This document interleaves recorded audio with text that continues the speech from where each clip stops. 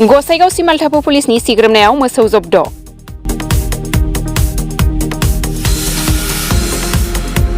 गसाइगाव महकुमानि सिङाव थानाय सिमालथापु पुलिसनि मोनसे हान्जाया गोख्रोङै सिग्रोमनायाव दिनै फुंनि 5 रिंगासो समाव श्रीरामपुराव सिग्रोमनायाव गंसे मैगं-थाइगं रोगाग्रा गारिनिफ्राय गासै मास्नि मोसौ जब्द खालामनो हायो।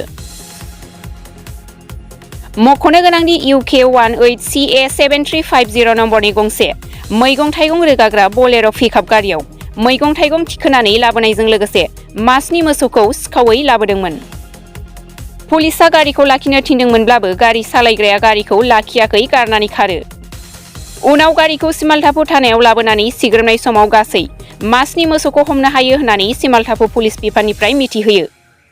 गारिखौ सोनाब बंगनिफ्राय आसाम फारसे लाबोदोंमोन।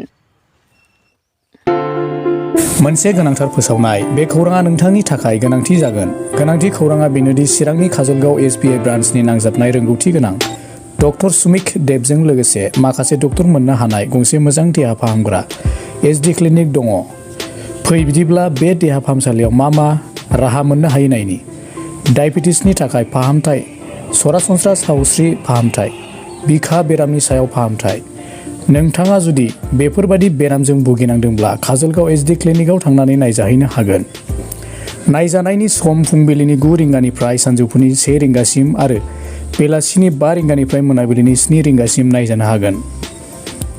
नोंथाङा सुलाद लानो थाखाय 7002293924 9954687336 जानबुं नम्बराव सुलाद ला।